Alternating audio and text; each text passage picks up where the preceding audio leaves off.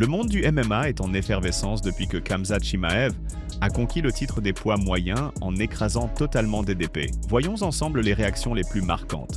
Robert Whittaker a pris la défense de ce combat en répliquant vivement à ceux qui l'avaient qualifié d'ennuyeux. Il a rappelé que seuls les spectateurs de canapé étaient incapables d'apprécier ce qui s'était passé, soulignant à quel point il est rare de voir un combattant comme Dricus, réputé pour ne jamais s'épuiser et pour savoir se sortir des situations les plus compliquées, être complètement neutralisé pendant 5 rounds consécutifs. Whittaker a été clair.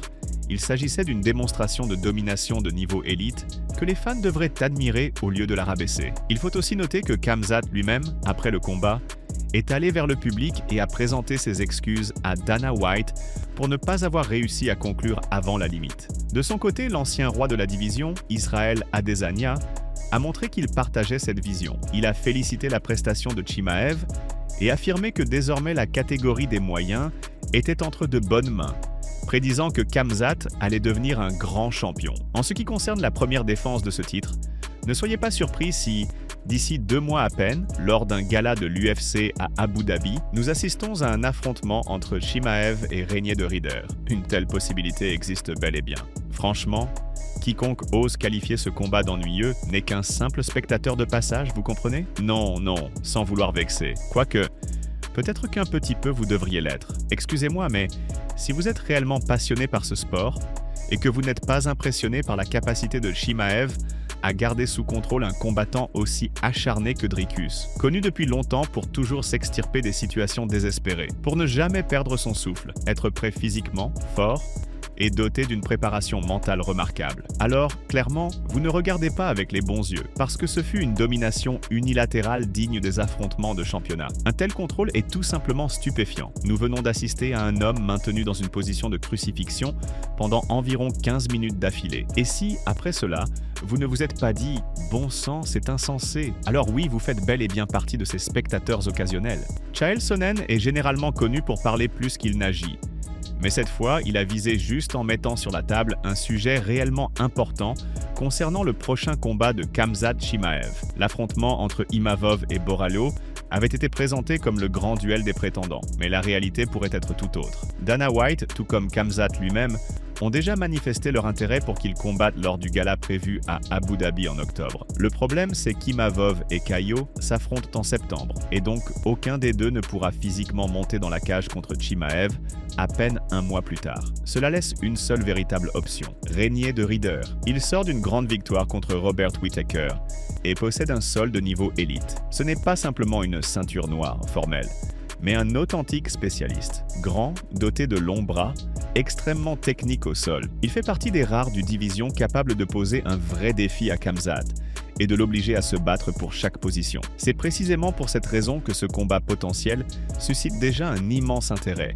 Et de plus en plus de fans commencent à réaliser. Il pourrait bien s'agir de l'une des épreuves les plus captivantes de la carrière de Chimaev jusqu'à aujourd'hui. Caio a signé un contrat pour combattre dans 3 semaines. Je pense que tout le monde sera d'accord pour dire que le vainqueur de l'affrontement entre Caio et Imavov deviendra le principal prétendant. Mais il y a ici un tournant. Dana a annoncé qu'il emmènerait très probablement Chimaev à Abu Dhabi. La première chose que j'ai faite, c'est de prendre le calendrier et de vérifier la date de l'événement à Abu Dhabi. Il aura lieu dans 9 semaines. Mais n'oubliez pas que le combat contre Imavov est prévu dans 3 semaines. Cela signifie que le vainqueur n'aura que 6 semaines pour récupérer et se préparer. C'est une situation que l'on ne voit pratiquement jamais, encore moins pour 2 combattants à la fois. Et si nous nous trompons et que le duel entre Caio et Imavov ne détermine pas vraiment le prochain prétendant, alors il ne reste qu'une seule option, Régnier de Ridder.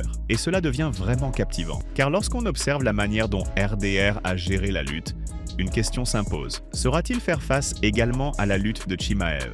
Et voilà que Khamzat Chimaev a soudainement renoncé à l'idée de participer au podcast de Joe Rogan. Pour de nombreux fans, ce sera une véritable surprise. Dans un entretien avec Adam Zubairaev, ce journaliste qui avait accompagné Chimaev toute la semaine précédant son combat contre Duplessis, Khamzat a clairement fait comprendre qu'il n'était absolument pas intéressé par cette surexposition médiatique que lui offrirait la plateforme de Rogan. Il s'est exprimé ouvertement contre Rogan et, plus largement, contre l'ensemble des journalistes de MMA, affirmant qu'ils sont tous semblables, toujours à poser des questions provocatrices et sensationnalistes dans le seul but d'alimenter la polémique et de piéger les combattants. Et il n'a aucune intention de se prêter à ce jeu. Même lorsque Zubairaev a insisté en rappelant que le podcast de Rogan est suivi dans le monde entier et représente une immense opportunité, Chimaev est resté ferme, expliquant que cela ne faisait que l'irriter. Khamzat vient à peine de devenir champion du monde chez les poids moyens. Et avec ce statut, il reçoit une avalanche d'invitations, d'interviews et de propositions médiatiques. Mais il ne faut pas s'attendre à ce qu'il accepte la plupart d'entre elles. Le champion a été très clair. Il n'a aucune envie de se conformer aux règles du jeu médiatique habituel. Fans comme journalistes doivent donc s'y préparer. Chimaev préfère rester dans l'ombre. Et maintenant, passons à l'entretien qu'il a accordé au reporter russe Adam Zubairaev.